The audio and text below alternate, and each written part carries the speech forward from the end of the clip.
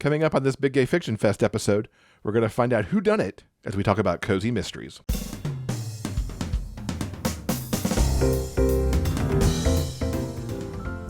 Welcome to episode 387 of the Big Gay Fiction Podcast, the show for avid readers and passionate fans of gay romance fiction.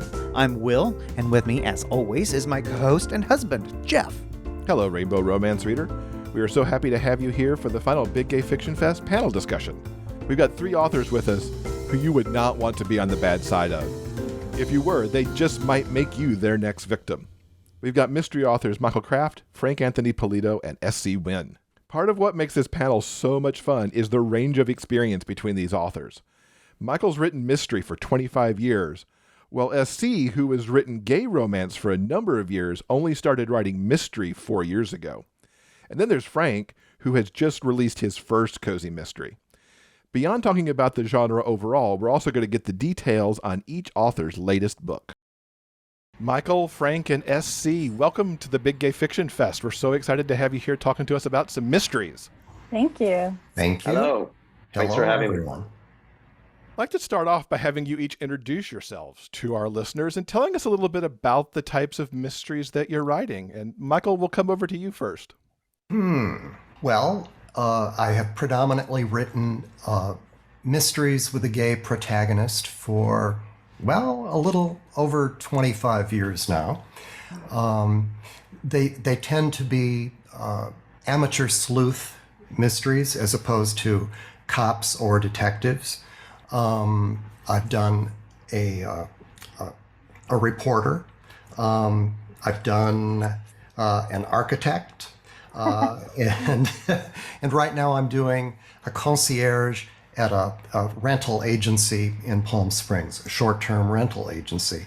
For all of these people, solving crimes, let alone murder, is not their primary vocation. But it becomes something of an avocation because they're good at it and they have pure hearts and they are seekers of justice. I suppose because I work with amateur sleuths, that generally you would call all of the mysteries I write cozies at some level. Cozies tend to be defined as having little or no violence and no sex. I abhor violence, but all of my novels have sex to some degree in them. So I guess one could say that I'm an author of erotic cozies or semi-erotic cozies. Is that enough? Does that give you the picture? Yeah, that's excellent. S.C., we'll come up to you next. All right. Well, my name is S.C. Wynne. I'm a Lambda Award winner for gay romance.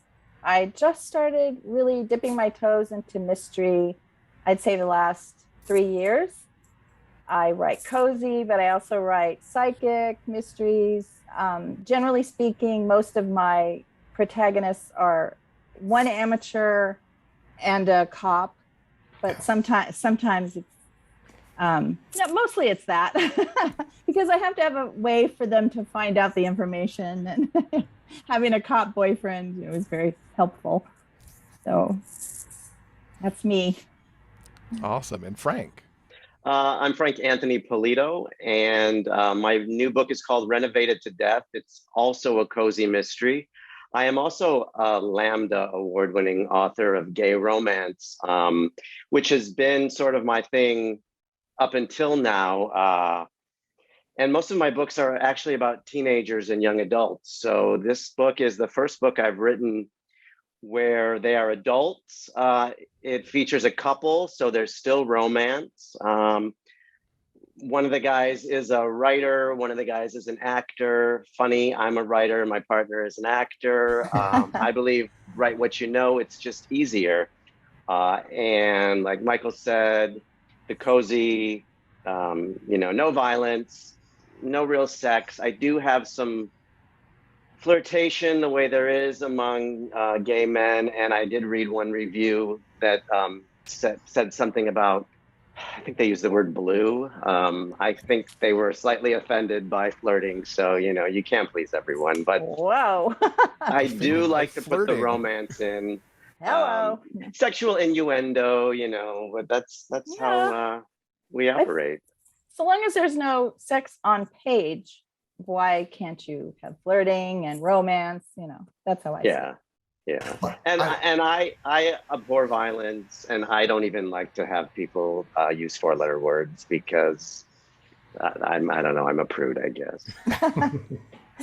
I think, romance is such a natural subplot to a mystery. A mystery by its nature is fairly heavy duty, and you like to swing back and forth, and kind of relieve some of the tension some of the time. And romance, in the very broadest sense, I think, is just a natural topic to turn to. I mean, even if it's not romance, it's just the personal life of the protagonist, some sort of development going on in that person's character. And, it may or may not be strictly romantic, but I've often referred, when I talk about my own writing, I often refer to the surface plot, which is the whodunit, and the romance plot, which is everything else, but it's not necessarily romance. Yeah. Yeah, my mysteries have a lot of romance in them. You came from that. Yeah. Yeah, I came from that. So I'd say it's half-half, but I make sure the mysteries are very complicated and complex, and that's what I enjoy. Yeah.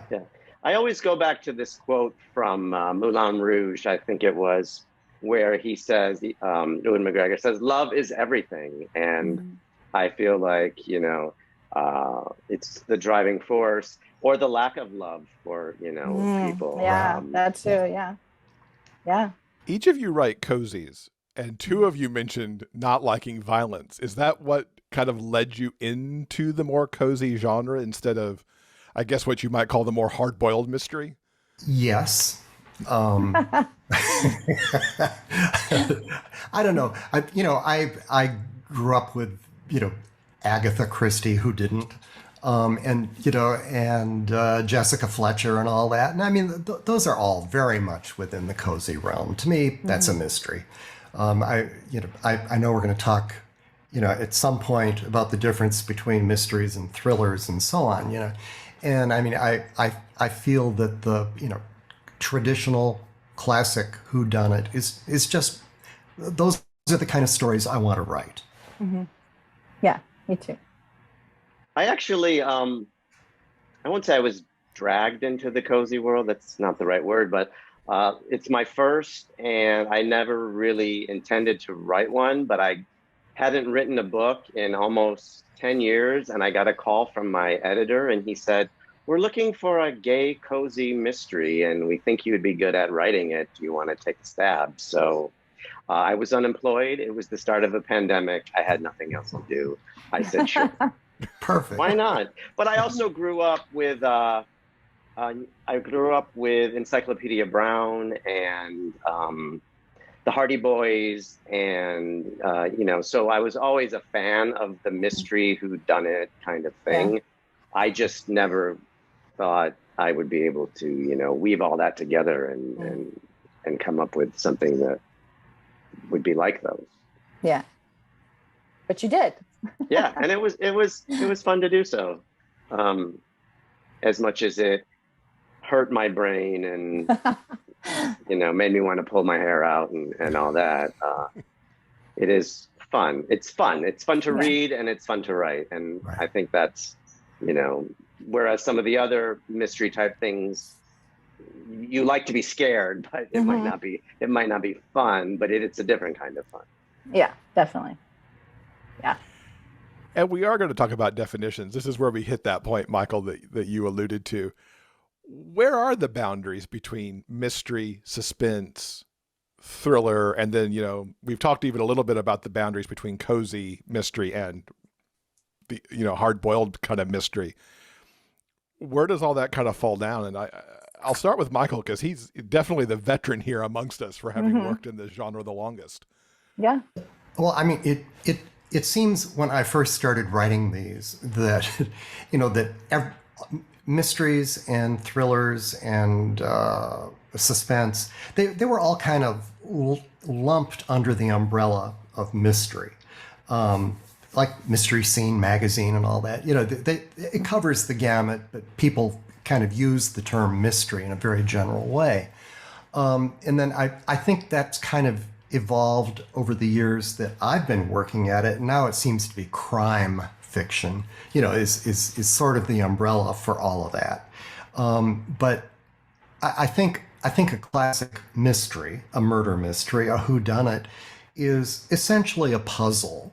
And readers who like reading mysteries like, working along with the protagonist to see who figures out the puzzle first. Mm-hmm. And there are certain conventions that we all abide by, like playing fair with the reader. You don't yank the murderer out of the closet in the last chapter. I mean, it has to have been there all along. And it should be constructed in such a way that any intelligent and attentive reader might figure it out. The clues need to be there. You can certainly disguise them. That's the goal.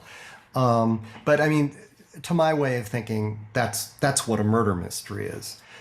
Thrillers and suspense novels get into like a whole different territory where, I think I would define both of those as being defined by this urgency. And in most cases, it involves the prevention of something awful happening. There's this ticking clock. There's a bomb that's going to go off, whatever. And I mean, while any conventional murder mystery plot certainly wants to have a sense of urgency and forward movement, it doesn't work the way a thriller does, where it's save the world.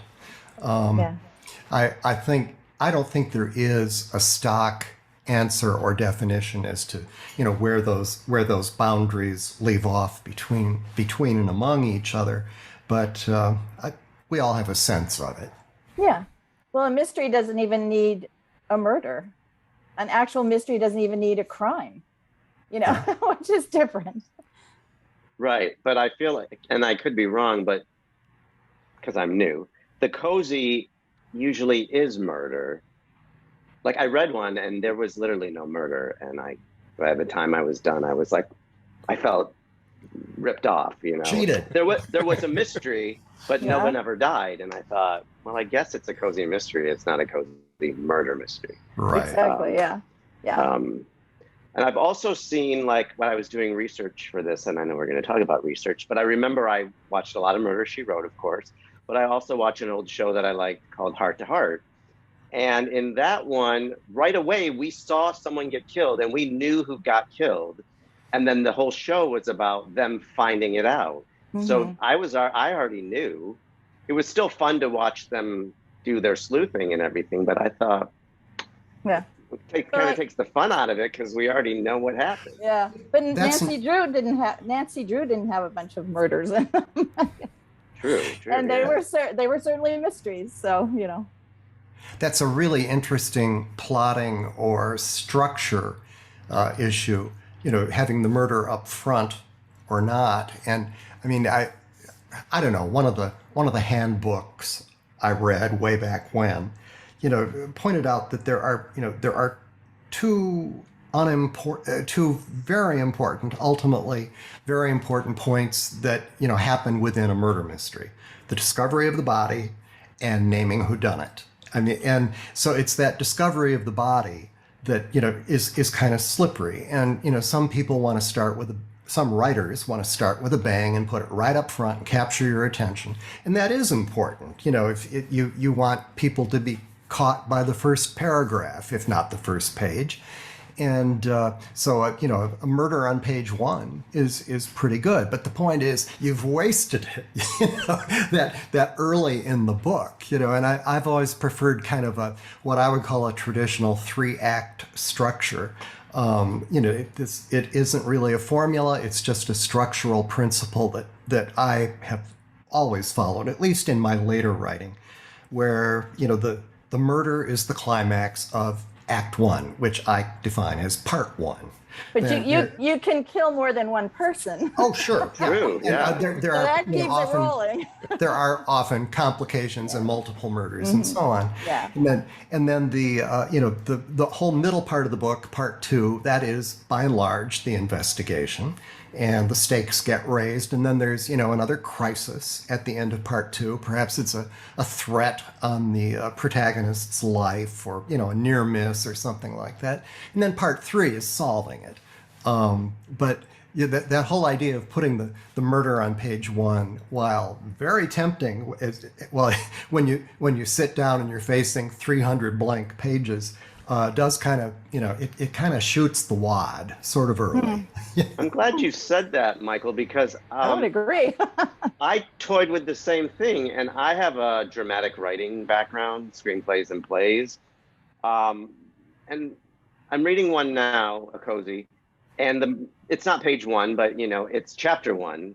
And the whole time I'm reading the rest of the book, I don't know anything about this person who died because they're dead. Yeah. And I've written mine to show this character and how mean and nasty and how much he deserves to die, because he's just, he's not a nice person. Mm-hmm. And I feel like even though it takes a while to get to his death, the reader, I hope, will be happy once he's dead, because we see everything he's done and how he's wronged this person and how he's insulted this person. And that sets up the motivation for each person that he meets. Whereas if he's dead from the get-go, it's like, I don't even care. I don't know. You can, though, make a victim a person. I think the writer failed you there, because he should have built the victim into someone who you felt either sorry for or were glad that they died. Yeah. Well, what happens in that particular book is then people talk about him a lot and what he did and why they think this person may have killed him or that person. But I just feel like they're just doing all this talking, and I would rather see than hear people talk. So show don't tell.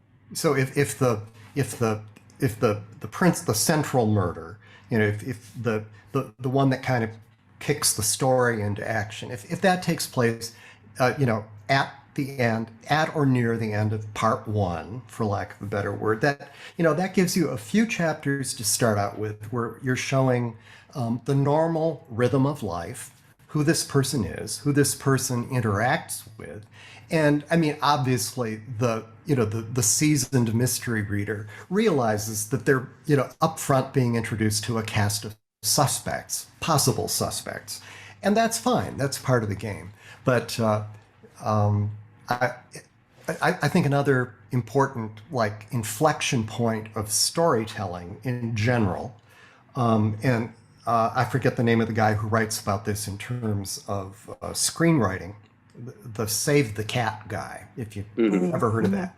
Yeah. And he says that at minute 24, talk about formulaic, he says at minute 24 of the script, which is page 24, everything changes, and that's when, life as you knew it no longer is, and then everything changes. You're off on a mission. And of course, in a murder mystery, it's finding out who had done it. And what changed it, of course, was finding a corpse.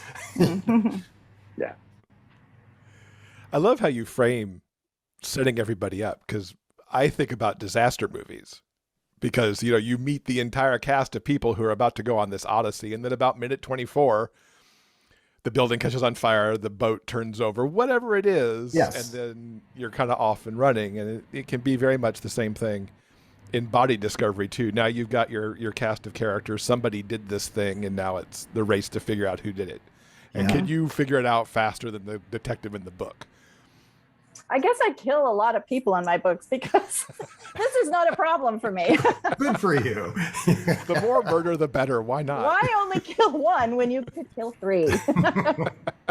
I do like those. I just had trouble and when I wrote my outline for my first book, I had plans to have a couple, and then I just was like, this is too difficult. One and done. One and done. Yeah.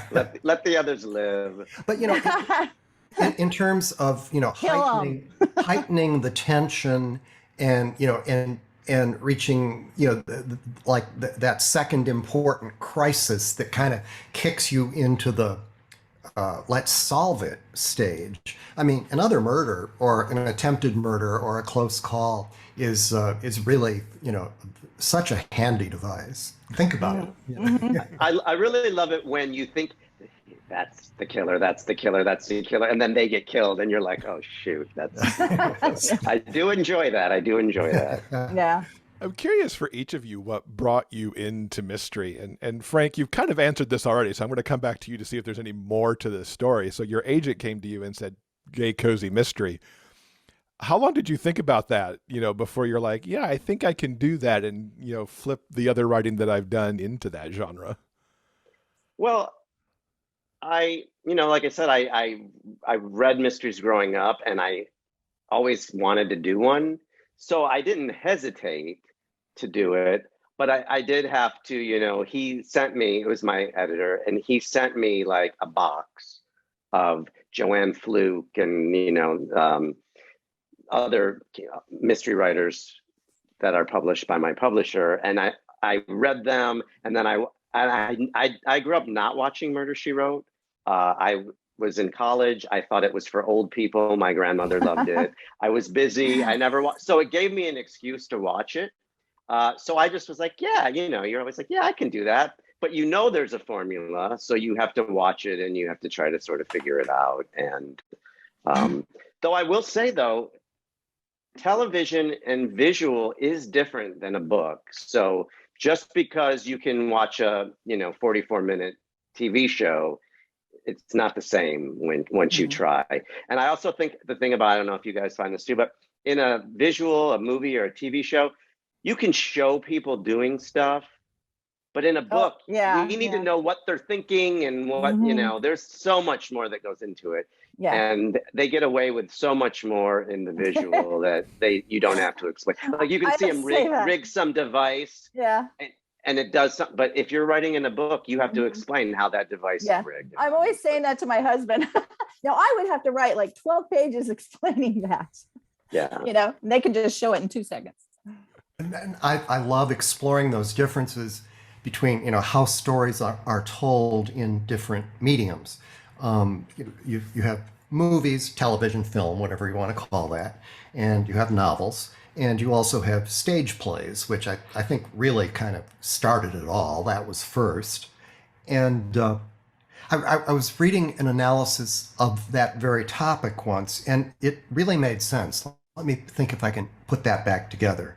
It mentioned that the story that is most efficiently told on film has to do with external conflict.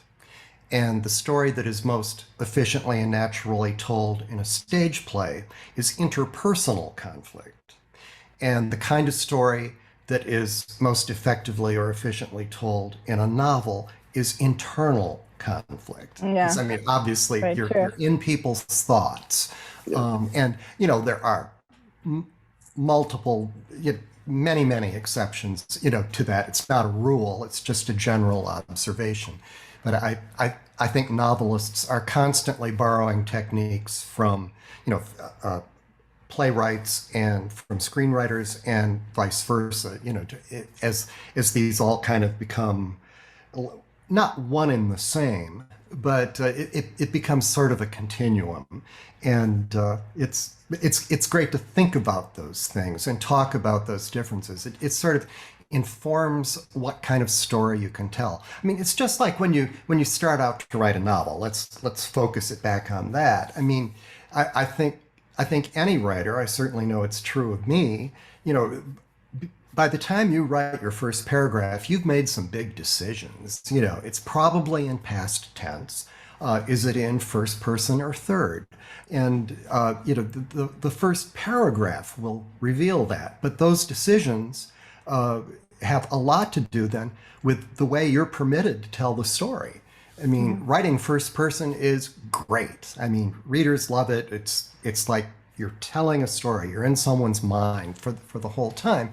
But then, as I'm sure you're well aware, a first person protagonist has to be there for every scene of the book. I have to say, though, I cheated. I always write first person, but in this book, I was writing along first person, and then I got to chapter 6, and I was like, well, shoot, my guy's not there. So I just switched it to third person, but it's still his voice. It's telling what happened when he wasn't there. And unfortunately, I had some people complain about it, but you know, what are you going to do? What are you going to do? But you can't, you're exactly right. If your narrator's not there or your main character's not there, you miss so much. Well, you could do first person from another point of view. Like some people will do it from the side of the villain, you know, suddenly you're in the villain's head, you know? Sure. Yeah. I've never done that, but yeah. I did mine, but I wasn't in that character's head. I was just showing what that character's doing as if the narrator's telling it still in his voice. I mean, I don't explain that.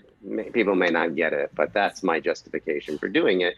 Because another thing, like I said about the telling, I didn't want to have my main character go and interview someone and have that person tell a long monologue about when they had the fight with that person that died. So I wrote a chapter where we see the fight with the person who died. The main character just wasn't there for it. I was trying to reinvent the genre, and I don't know if I was successful. there is sort of an interesting alternate narrative voice that I've explored a couple of times, and it gets at what you're talking about, Frank. And I think it's referred to as the very close third, where the whole narration is in third person, and the primary character feels like a first person narrator, except that he refers to that person as he, and he's the only person whose thoughts the narrator ever tells you. So then occasionally, if you need to slip in a scene where it's just not possible for that character to be present, you just stay in the third person. You do not get into anyone's thoughts. I think that's called a cinematic viewpoint, where it's just like, you know, a movie camera. You see and hear only what a sound camera would see and hear, but no thoughts, no internal monologue, anything like that. And I think it's enough to cue the reader, you know, that this is a little different, but it's not this abrupt change of, say, first person to third.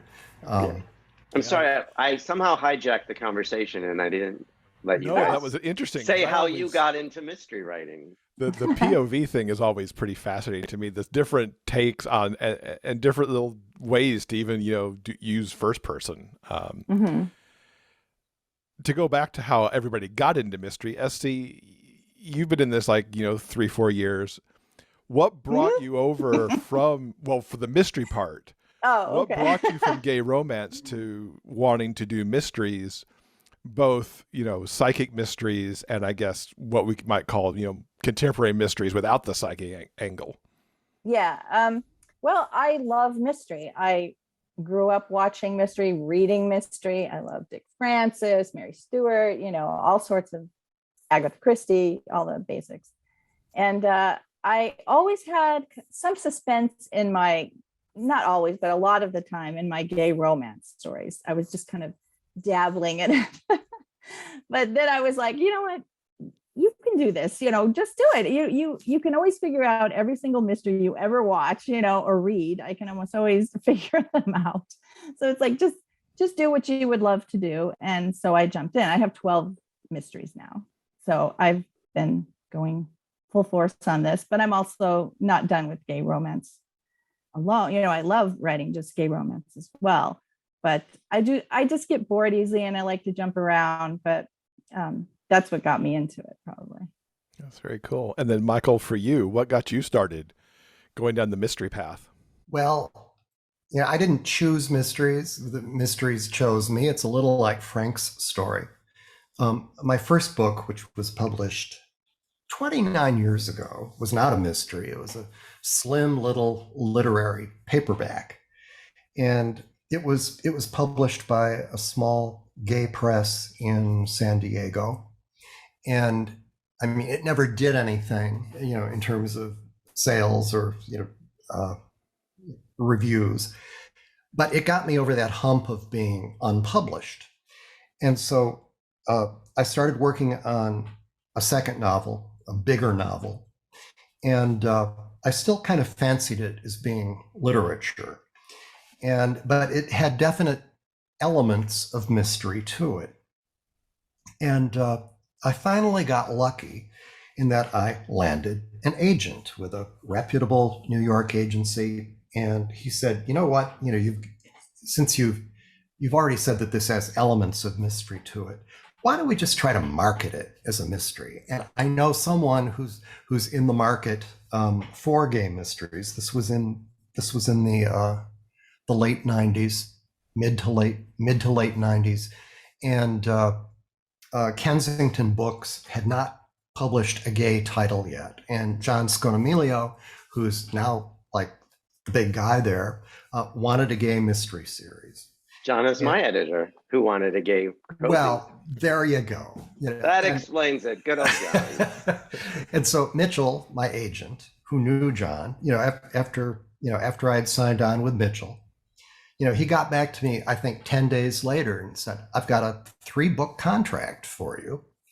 And so now you're going to learn to write mysteries. And so I worked with John on, sort of rethinking that the manuscript that was in hand.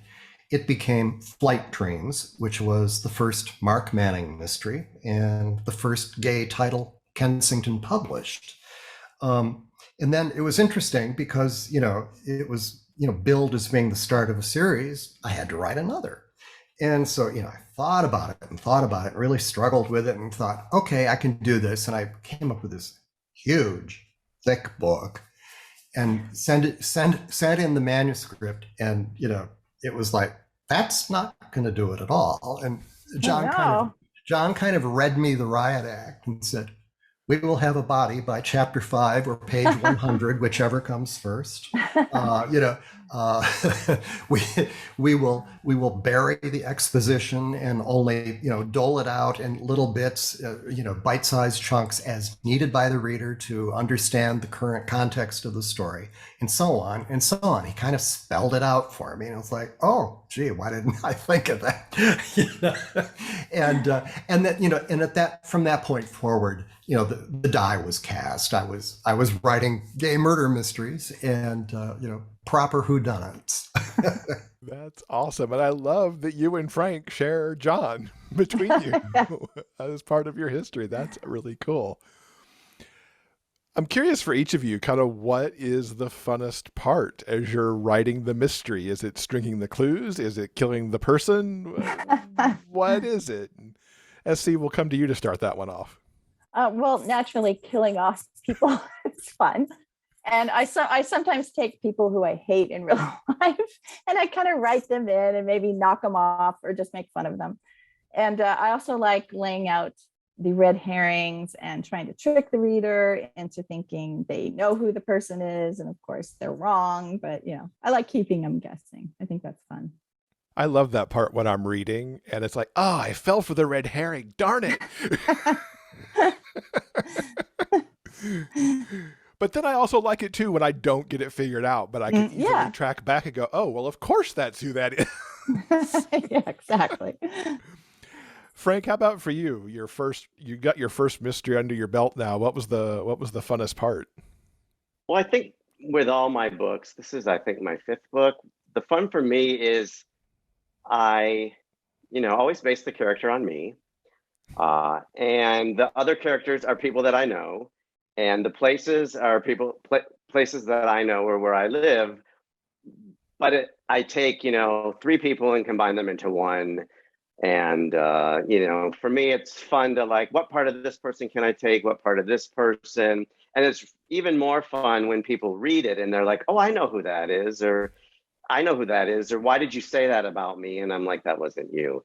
But I also, in my second book that I'm finishing now, my victim is based on someone that I did not like at all. And this is sort of my way of getting my revenge on that person. Part of me feels like, why am I giving him the time of day for it? Because it's fun. It feels good. It feels good when he dies, because I abhor violence and I would never, wish someone ill will, and to the extent I've gone. But it is nice to, make up a world and be the god who gets to decide everything that goes into it. Exactly. You two have definitely proven the adage of, be careful what you do around a writer or to a writer, because you may end up as a dead body in the book somewhere. Better in the book than for real. Right. Michael, how about for you? What's the fun part? I enjoy writing the first draft, the actual writing of it. I also enjoy the plotting of it and working out of the details. And I'm an outliner. I don't know if we're getting into that or not. Yes. I mean, that's all part of it. And I love editing and I like rewriting and all that. But the real creative process, I think, is in the first draft. I mean, putting the words on paper, because I am an outliner. I don't write sentence one until I've got the whole story, in synopsis form and in my head. Wow. So when it's time to write, it's really when it's time to draft, it's a very intensive period, and I do it every day. Usually spend 3 or 4 hours on it. That's all I can do in a day, because I find writing to be physically exhausting as well as emotionally. Yes. And but to see the story actually take shape on the page, and to be, finessing the narrative and just working the words on the page. I love that. And that's really, that's the part I enjoy most. Just seeing that happen, watching that happen day after day. It's great. Yeah, I don't outline when I write gay romance, but when I do mystery, I definitely outline. You have to outline. I don't do a super detailed one like you, and things change constantly, but I do an outline. Absolutely. You have to, I think. Looking at the challenges, and I'll start this back with you, Michael. Okay. What do you find to be the challenges when you're working on the mysteries? The main challenge for me, the hardest part, and because it's such an unknown, is the inspiration. What's it about? Waiting for that kind of aha moment when you find that germ of an idea that convinces you it's worth the time and effort to develop it into a novel. And I mean, I find those moments precious. They can't be planned or forced. And for me, that embodies the truly magical aspect of creating something out of nothing. But you can't practice for it. You just have to wait for it and hope that it happens. So that's the most challenging by far. To pull on that just a little bit, S.C., I'm curious with you, because you write in these, both romance and in mystery. Is it easier to come up with the inspiration for one over the other? For me, I try to keep it really balanced. I don't want it to be too much of either. And I think the challenge for me is just that mystery can get very dry if you're just like following the clues and, to keep it entertaining for the reader and interweaving the romance without boring the mystery readers and boring the romance readers, trying to keep it evenly balanced to where they're getting both. And just basically trying to make the mystery entertaining, not just dry, That's challenging for me. I think the challenge for me actually writing, and I think everything I've ever written, I've done this. I have to know what day, maybe not what year, but I need to know like what month and day this scene is happening on, and what month and day this next scene is happening on. And specifically in the mystery, like I write my outline, but literally at chapter 1, and I put a parenthesis with what that date is. And then the next one, because I have to know, like I literally have to know what's going on. realistically, and I'm very much about continuity and keeping track of that. You know, I started trying to like have a little sheet. I don't know what they call it. I can't think of it right. You know, where you literally write like how so-and-so knows so-and-so and how long they've known each other and what they look like and whatever, because you'll change things and then you forget you changed it. And then like I had this thing in book 2 that I just wrote that I swore happened in book 1, and then I checked book 1 and it may have been there at one point, but it got deleted and it's not there anymore. And so I had to, you know, because you have an editor and you have a copy editor and you have a proofreader, but you have to trust yourself that you know your story better than anyone else. And if there's a major mistake, it's all on you. And that's when it hurts my brain to keep track of all that, you know, like my cover copy says that the bathroom is pink painted. And I'm like, I know I said it's white. And then I just looked last night and I saw the word pink. And then I realized the main character's bathroom is pink, but the murder house, it's white. So why did the cop, you know? Yeah, you can't have him freak out. Yeah, you can't have him allergic to wine, but then in the next book he opens a winery. I had a guy, I swore he was going to be vegan, and then the next thing I know, he was eating a steak or something. he was going to be, I don't know, gluten-free, and he was eating toast. I don't know. So I just, you know, you got it, because the reader will, you know, call you out. That's why in my new book, I made it a fictitious town. Every other book I've written has been in either the town I grew up in or adjacent. This one, I fictionalized it because I wanted an antique store. And I knew there's no antique store in my town. And if I said there was, someone would, you know. You'll still get called out even for fictional towns. They'll be like, oh, you can't do that, you know, from that direction in that fictional town. Right. That doesn't exist. Okay. Well, I think you could. Yeah. Let's talk about research a little bit, because I imagine for mysteries, there can be a lot. You've got police procedure, how they might deal with the crime scene. You've got, you know, just how a crime scene may play itself out, how somebody died. What does research look like for you in the books that you've written? And Frank, we'll come and start with you on this one. Well, I just realized as you're asking me that, I haven't really said anything about what my book is about. Renovated to Death, it's about a gay couple who host a home improvement home renovation show on a network that is much like HGTV, but not. And so I based this because my partner and I moved into this 1924 historic house that we've been renovating. So I didn't have to do research really in that aspect, but like I wanted to write about this house that they go into that has an all original 1920s bathroom. Well, mine doesn't.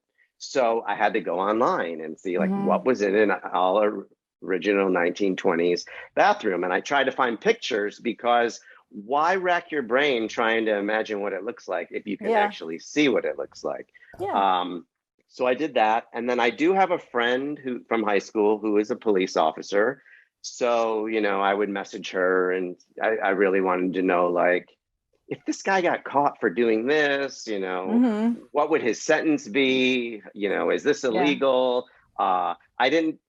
Luckily in the cozy, we don't have to get too detailed about the murder. So I didn't have to know, like, you know, what does a dead body look like or those kind of things. But I mostly just did the research, you know, for visual inspiration and ways to describe what I see and my friend who's the cop.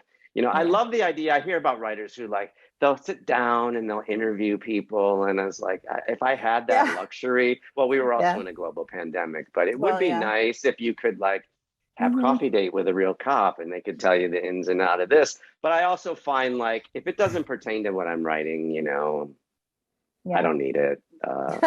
And also like I write in the first person, he may not know, I don't know, so he may not know. And that's okay, because if I don't know it, he doesn't know it, why do I need to know? Yeah, for sure. How about for you, Michael? What does your research look like? And then I would also ask, how's it changed over the years? Because in your first books, of course, that was all pre-internet. So your actual research had to happen in some other way. That's a very astute observation. my first novels, were written in longhand on a legal pad and then transcribed at night on a typewriter. and revising the novel meant typing it over. I mean, it was just, so then along came personal computers when the first IBM, I think it was the IBM PC 101. I bought it, and boy, did that change things. It was still a few years before the internet came along. My research prior to the internet basically involved fact checking, and for that I would get on the phone and call the local research librarian with a list of questions just to get facts straight. It's always, of course, when writing a mystery, when you're dealing with medicine and police and weapons and all that, I mean you've got to straighten that out. And like Frank, I turned to several close friends who are kind of experts in those fields. I mean, there's a doctor I bounce questions off. There's a criminal lawyer. I know. I mean, I don't pick their brains for stories. It's just when I've gotten to the point in my plotting where I'm not sure, of what kind of footing I'm on, then I'll try to ask, as specific a question that I can in order to straighten it out. I think it's very important. I don't obsess over research. I research what I need to know to tell the story, and what I need to know to tell the story with authority. And the point of wanting to tell the story with authority is not to be thought of as smart or brilliant or all-knowing. It's simply that I don't make mistakes, factual mistakes that readers will see and immediately be yanked out of the story and roll their eyes, and they're removed from the page, and this artificial reality of the fiction that you've been creating and trying to lure your reader into, it suddenly just dissolves. If you've made a reference to the wrong kind of gun or whatever. And so, I mean, those kind of things have to be nailed down, whether it's stuff that interests you or not. And obviously, like police procedure just does not interest me. But, but I need to have it at least in the background of these cozies. There has to be a friend or an associate, who's actually the cop, and reports how things are going and all that. And medicine, forensic medicine, that kind of thing. You got to get that right. But it's, actual out and out facts are pretty easy to find on the internet, considering your source. But then if you want a more nuanced sort of interpretation of something you're doing, that's when I'll turn to friends who know the stuff. But like I said, I don't obsess over it, but I know that we all have to get it right. How about for you, S.C.? Well, I research before I start, during, a lot of things come up throughout it. And also there's this great group on Facebook, Cops and Writers. I don't know if you've ever heard of it. You can ask any question. It's fantastic. They will tell you, they're all a bunch of retired cops. They're detectives. It's lawyers. It's great. They have like all the information you would ever need. They don't make you feel stupid for asking questions, which is nice. So yeah, it's really useful. It's better than the encyclopedia. After we're done here and sign up to that group. I'm checking it out. I wish it was sponsored. No.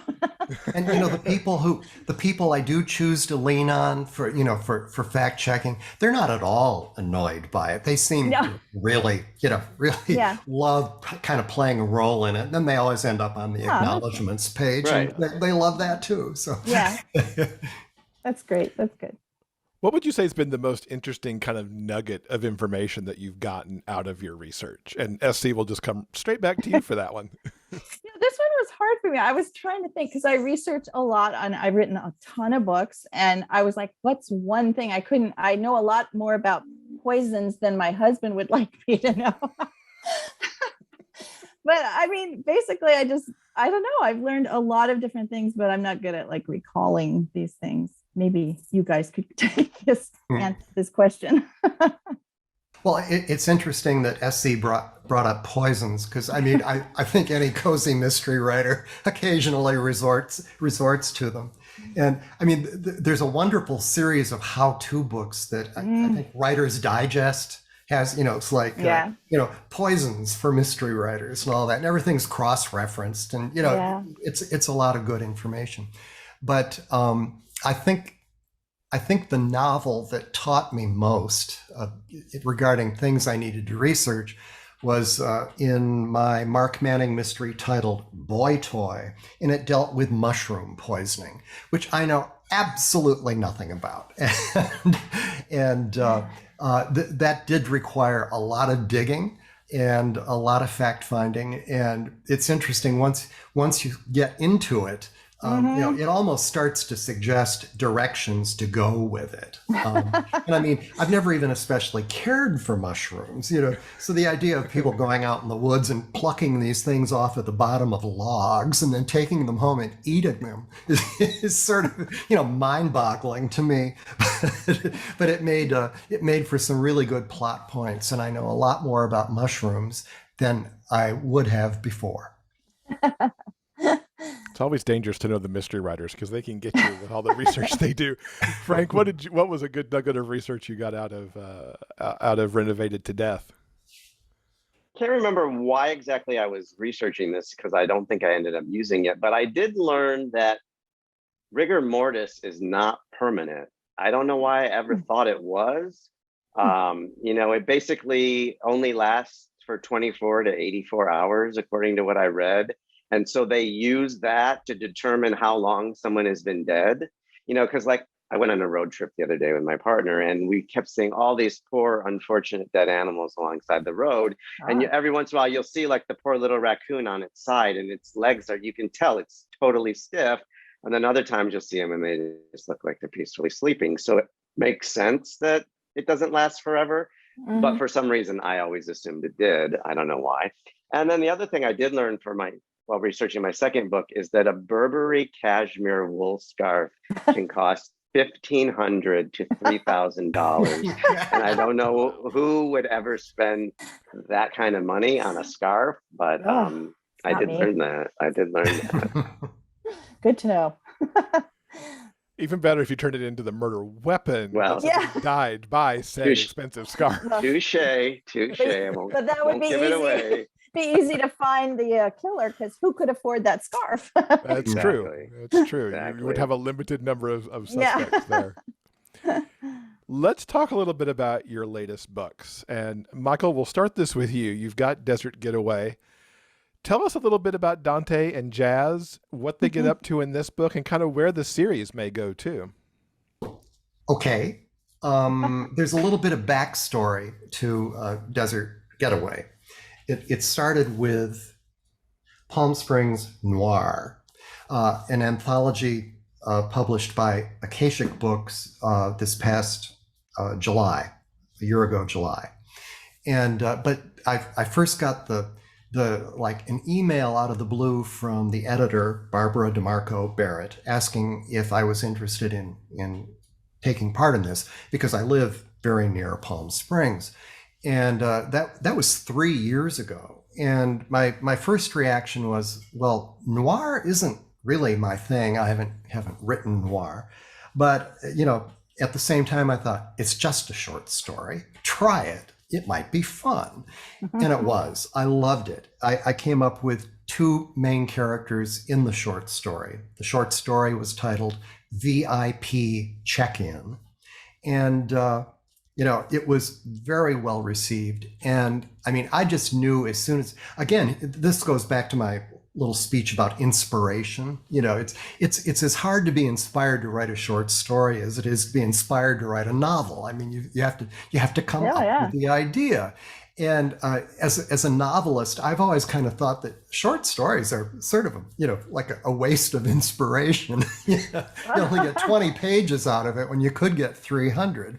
And well, you probably know where I'm going. I mean, I decided to develop that story into a full-fledged novel. That is Desert Getaway, here in my hands and back on the wall. And it has this, in effect, the short story, the original short story is now chapter 1 of the book. There are two main characters. One is Dante O'Donnell. He's a white gay man, an ex-actor who's down on his luck and has taken work in Palm Springs as a sort of concierge for this vacation rental company. The other main character is Jazz Friendly, and she's a black, straight woman, an ex-cop, also down on her luck, trying to get a fresh start as a private investigator. Now, these two people are, at least on the surface, polar opposites, but the story forces them to work together. And along the way, they're trying to solve a murder for mutual reason. They each have their reasons for wanting to solve this. But along the way, they learn not only a measure of respect for each other, but by the end, they're friends and they make a pretty good team. And so, I'm writing installment number 2 right now, and who knows how far it'll go. But I love these guys, Dante and Jazz, and that's what I'm up to. Awesome. Now, Frank, you gave us a little hint on Renovated to Death, which kicks off domestic partners in crime. Tell us a little more about these two renovators and what they're going to be up to as the series kind of continues, with whatever you can tease out for us. Basically it's this gay couple, Peter P.J. Penwell and his partner, John Paul J.P. Broadway. And Peter is a writer of young adult mystery novels. And JP is an actor who had some success on a now canceled cop drama called Brooklyn Beat. And they were living in New York. They met in New York. PJ wrote this play for a gay play festival, and JP was acting in the play, and they met and they were together for about 5 years. And they were realizing now that they're millennials and they're in their mid-30s, and they realize, New York is expensive and the TV show has dried up and the books aren't selling as well as they once were. And so maybe we should move back to Michigan, where Peter is from, and buy a house. They can get a house that's, 3 times the size of their New York apartment for $200 a month less, buy a house, get a dog, fix it up. So they do that. And JP has this friend who's a TV producer for a network called Home Design Television, HDTV. And she says, "Oh, I can pitch you guys to our network, to our network to do this home renovation show. You're going to buy this house, you're going to fix it up anyway. So why don't we, take advantage of the eye candy?" And so they get this show, and it's called Domestic Partners. And so in this book, they finish season 1, they finish their own house, they find a new house to renovate. There's an abandoned house down the street where they live in Pleasant Woods, and it's currently owned by a pair of gay twin brothers whose parents died. The house has been sitting empty for 25 years. They've decided it's time to let it go, and so the guys are going to fix it up. Then, lo and behold, one of the twin brothers is found dead at the bottom of the staircase. And of course, the police rule it an accident, as they always do. And going back to the theme of love and romance, the man who dies, boyfriend comes and says, "You guys, I can't believe this was an accident. He's the love of my life. I need to know really what happened. Can you please help me?" And based on their own love for each other, they realize if this were to happen to them, of course, they would want to know. And so begins the search for the killer. The man who died happened to have a lot of ex-boyfriends and a lot of enemies. Perhaps he had some gay mafia connections. So Perhaps. He owns a bar that was newly renovated. Where did the $500,000 come from? And they move on to their become pulled into the world of becoming amateur sleuths, and they have to figure out what's going on, because they can't renovate this house because there's it's now a crime So they want to get season 2 of their show filming and get back to their normal lives. I love your characters because you've got one who is the YA mystery writer and another who was a cop on a cop TV show. So you've both got them as like, I'm not a cop, but I played one on TV sort of. Right. Yeah. Right, exactly. So he's like, well, remember that episode that I filmed where we did blah, blah, blah, blah, blah? It's exactly like that. And that's what I think makes it fun, because when we see these kind of shows or we read these kind of books, it's always fun to have the amateur person who, how do they know? How did the little old lady in Cabot Cove? Well, she wrote mystery books, of course. She did a lot of research and she knew a lot of cops. Yeah. Exactly. SC, now your latest, Kiss, Marry, Kill. It's the 6th book in the Dr. Maxwell Thornton murder mystery series. Tell us a little bit about Dr. Thornton and then what's happening in the new book. Well, Dr. Thornton is a person who hates people. He had a patient die. He used to work in Los Angeles. He had a patient die, and he was the kind of person who never failed. He just can't come to grips with the fact that he lost a patient. So he kind of ran away, and he ends up in this little town in Texas called Rainydale. And he doesn't fit in very well because he's very abrasive. He's just very blunt. The people haven't had a doctor in a while and they're bothering him. And, so he doesn't start off well at all. And as the series progresses, he gets involved romantically with the sheriff, of course, and they fall madly in love. But they have their ups and downs. They have a lot of problems, and every book ends on a cliffhanger. And this one, there's a doctor who comes to town, a homeopathic doctor who is super charming. Everybody loves him. And of course, Dr. Thornton is feeling threatened and all this. And this guy pretends to be super friendly to Dr. Thornton, but he can tell that there's something beneath it all. And of course, it'll be revealed what it is eventually. But his clinic, Dr. Thornton's clinic, burns down in one of the books. So he's looking for a new place right now. And he's trying to ingratiate himself with the people of Rainydale and try to do better. And so he goes to a wedding where the bride feels that she's seeing the dead wife of her future husband. So that's kind of the storyline. She's kind of being, she thinks, haunted by this dead ex-wife. And then the groom ends up dead at the wedding, and he's not who he seemed, and yada yada. It could happen, guys. Nothing surprises me anymore on what happens in the real world. So absolutely. Yeah, really. It's very tame. No, it's fun though to write. I'm curious how you've seen the genre evolve. I mean, as writers in the genre, as readers in the genre, what you've seen happen, and even what you expect to see, as we're writing books, that we wrote in the pandemic, and how we may write, now post, quote unquote, post pandemic. And Michael, I'll come back and start with you, because you do have the history here also. Yeah, definitely. Well, I'm not sure I can speak to change in the mystery genre as a whole, but when we talk about gay mysteries, I think there's clearly been an evolution, and to my way of thinking, it's very positive. Simply put, over the last 20 years, mainstream American culture has grown much more accustomed to encountering LGBT characters, not only in novels, but in the mass media. It's as if the fact of our existence no longer comes across as shocking or daring, which it certainly used to be. And for gay writers, this does mean that our niche is less secure and exclusive than it once was.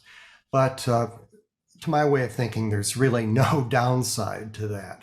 It's liberating, and I'm grateful for it. So you're kind of in the middle of the group. What's your perception? That's funny because I'm a middle child, so it works out great. I'm used to it. I think there's a lot more diversity. definitely. Yeah. In gay mystery, for sure, there's a lot more lesbian, transgender, different races. I don't think it's just one thing anymore. I think it's definitely diversified, which I think is a very good thing. I agree. I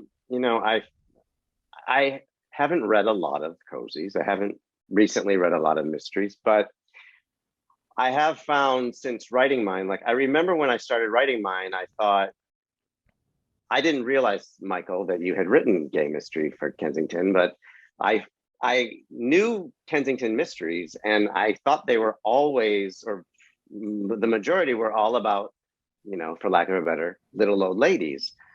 So I thought, oh, well, one about a gay millennial couple, that must be new, or at least some new thing. And then I started doing some research, and I found out that there are more. They're calling them cozies now. Over on Crime Reads, there was an article there, and the guy wrote about it, the cozy, about the queer cozy. And so I think that's definitely new and diverse, and people are happy to see that. I also read some of my early reviews, which I've stopped doing, and one of them said, "Why do you have to keep telling us that they're gay?" And I thought, well, I was a little whatever, but then I thought, oh, they don't care. Like Michael said, it's evolving, and they don't care that they're gay. So why do the reader need to be told that they're gay? And I thought, well, because that's just how you do it. And if I don't tell you that they're gay, then you're going to assume that they're straight. But I feel like the readers, this is my first book that's been geared toward a wide audience, not just a gay audience. And I'm finding that I'm learning stuff from the non-gay audience who reads, that they don't need to be spoon-fed, and they don't need to, like, I don't want to say, they don't care. Like Michael said, everyone knows gay people, and we're not some special, we're not, what did they, I don't know, mermaid or whatever. We're not unicorn. We're not unique. They want us to be just like everyone else. Gay novels also used to almost always be coming out stories. And you don't really, I can't claim that I read everything. I don't know if it's a trend, but I just, I assume there's much less of that now. A gay character, especially a central gay character in a story, we assume he came out, at some point, but that's ancient history. And, it's just a matter of, how are we functioning in the world as people? And, that the anguish of coming out. I mean, that's not, I don't think that plays anywhere near the role in LGBT fiction that it used to. Yeah, I agree. Not, Yeah, I think you're right. Yeah, it depends on where you look for it, but you could certainly have whole novels where it's never discussed how they came out, when they came out. There are still coming out stories that are still extremely relevant. Right. But it's not every story has to tell that story. Well, there are still people who can't come out, depending on where they live, who their family is, it is still a thing, but it isn't, like you're saying, it isn't every single gay story isn't about coming out. You guys can have real stories now. Yeah. It's hard to find conflict though. So it's hard to find conflict when you take away that thing we've relied on for so long as the issue. Yeah, but there's plenty of conflict in life, don't you think, just in general? Yeah. Of course, this Big Gay Fiction Fest is happening during Pride Month, and I would love to hear from each of you what Pride means to you, here in 2022, and also how you kind of manifest Pride within your stories as well. And Frank, we'll start back with you on this one. Well, I will say, I shamefully, and I feel like I'm taking it for granted. The older I get, the longer I've been out. I didn't come out until I was 27 years old, and that was a while ago. But I remember the first Pride parade I went to when I wasn't out yet, and seeing everyone who was celebrating that thing, And I was actually there with my partner, and we had been together for a while at the time, but we were both actors living in New York. And it was that time where there were no gay actors who were out. And so we were both choosing our career over, our relationship. And now that we've been out, we have a pride flag that we just got it last year. It was like, yeah, we want a pride flag. We have a house now, and we live in a very gay friendly neighborhood. I live on a street that has 12 houses, and 7 of them are owned by gay couples or individuals. And for me, it's like being proud. It's pride. It's being proud. And we need to remind the younger generation that they didn't always have what they have now. And in putting it in the story, it's more about they're just gay. They're not, it's not an issue. It's not, something to be ashamed of, unless that happens to be the plot point. So now it's just about writing about that's just part of their lives and they're gay and they're happy and, they have every right to be and every reason to be. And it's still a little bit easier said than done, I think. But I'm trying to be the person that I'm taking actually my inspiration from the younger people who've always had it. And like boys will just hold hands walking down the street, or they'll kiss, or, in public. And it's like, oh, that's something I would never dream of doing. And now I'm trying to get to the point where like my partner and I went to see a movie, and we kind of got a little cuddly, and it wasn't something we would have done years ago because we always felt like, oh, they're watching us and everyone, we're going to get gay bashed. And I feel like we, thankfully, at least, where I live, thankfully, we don't have to worry about that anymore. Michael, how about for you? Well, my comments on this are remarkably similar to Frank's.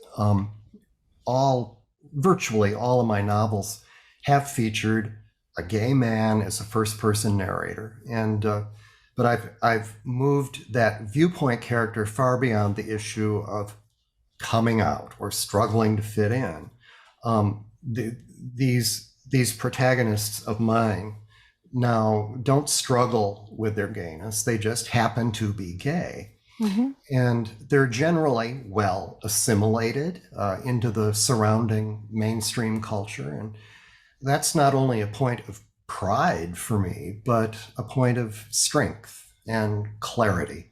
And I think it also provides something of a model, not necessarily a role model, but just a modeling of life and a modeling of how to live to gay readers who might still be struggling with that. But I don't preach about it anymore. I mean, it is what it is. And, Frank has already said this very well. So. Yeah, okay. S.C., anything you want to add? No, just that I'd say mostly I do worry. I worry how fragile this moment is and how easily things can be taken away. What's going on with the Supreme Court and everything. I worry about my rights. I worry about LGBTQ rights. I worry about all the things that could change so quickly. Just that's kind of where I am when I think about things lately. But I do also in my books, I try to just show they're gay, but that's not the point. The point is that they're people enjoying their lives or, solving a mystery or whatever it is they're doing. It's not about them being gay. Like Frank was saying, I don't think you have to, announce every few sentences, I'm gay. We're gay.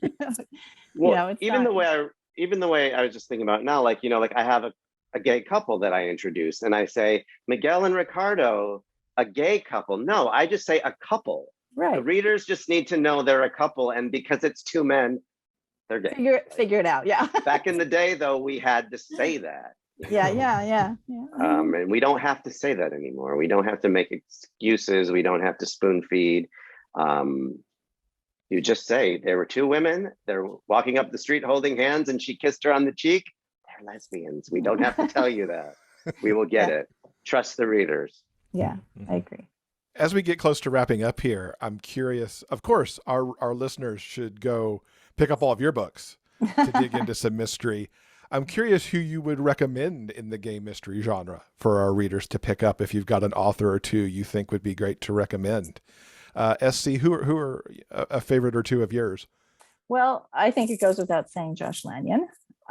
Adore the Adrian English series, and she has more than just one series, though, that's very popular. I also love Harper Fox is fantastic. Nicole Kimberling. There aren't actually so many that I love. I started to say there's a million of them, but actually there aren't a million of them. Those three are three I really love. Fantastic. Michael?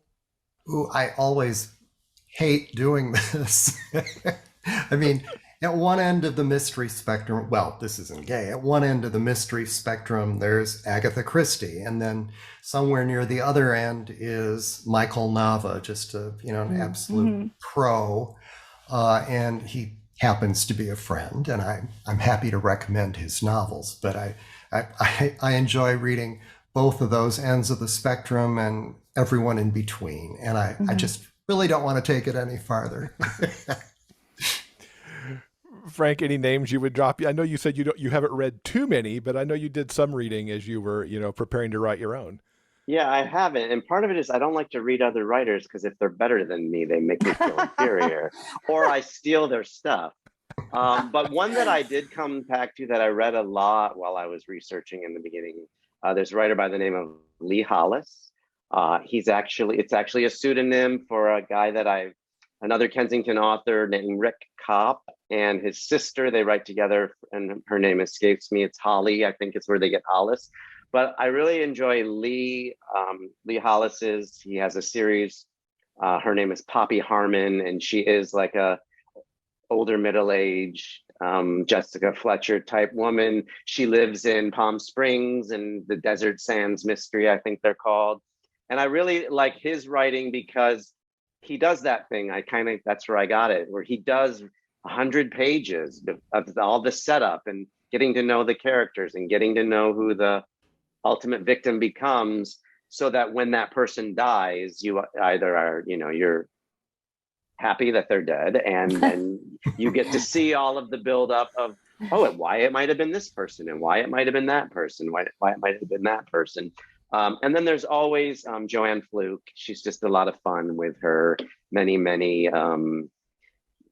Yule log murder and mistletoe murder and cream pie murder and key lime tart murder. And they're just fun.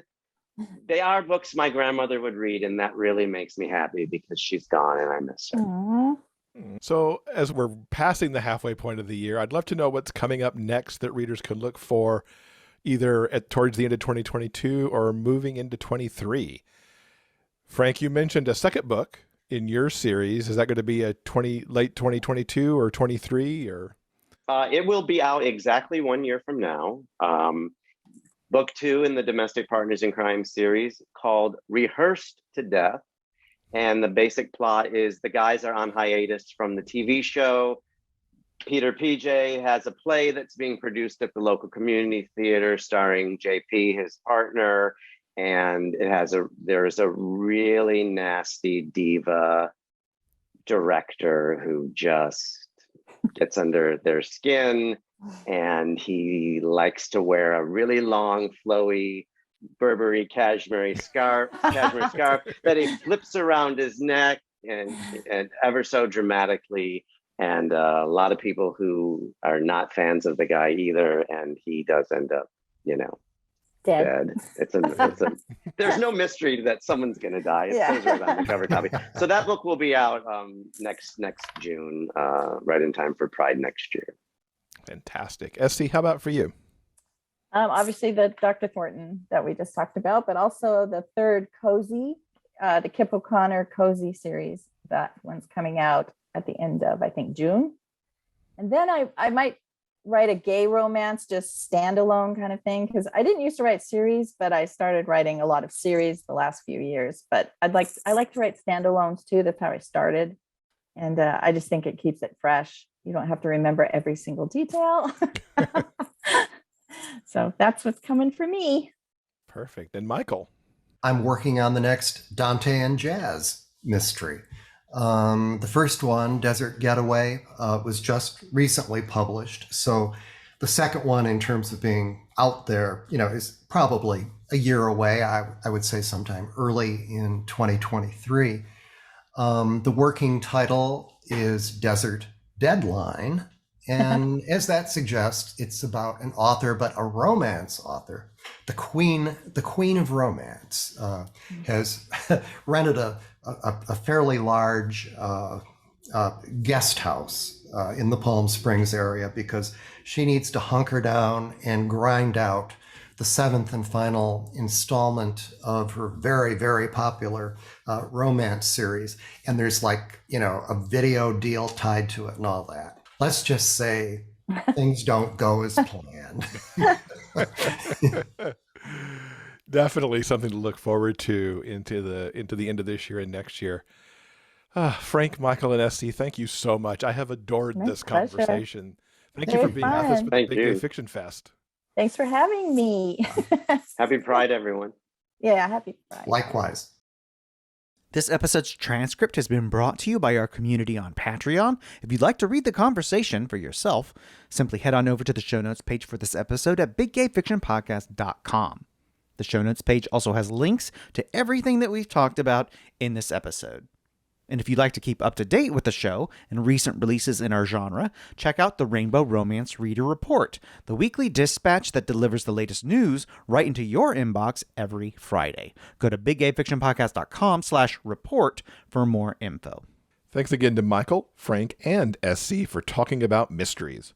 I really loved this conversation, but in particular, the discussion that went on about when the murder might be revealed, how many murders might end up in a story, and even how much romance and intimacy to include, and all that research that they do to ensure that the stories ring true. It was such good discussion. I just loved it.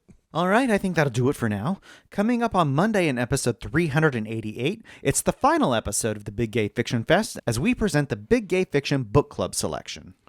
For the fest, we're going to be talking about Lequette's super sexy second chance bodyguard fake relationship romance Under His Protection. We both love this book so much and cannot wait to discuss it with you. On behalf of Jeff and myself, we want to thank you so much for listening, and we hope that you'll join us again soon for more discussions about the kinds of stories we all love, the big gay fiction kind. Until then, keep turning those pages and keep reading. Big Gay Fiction Podcast is part of the Frolic Podcast Network. Find more shows you'll love at frolic.media/podcasts. Production assistance by Tyson Greenan. Original theme music by Daryl Banner.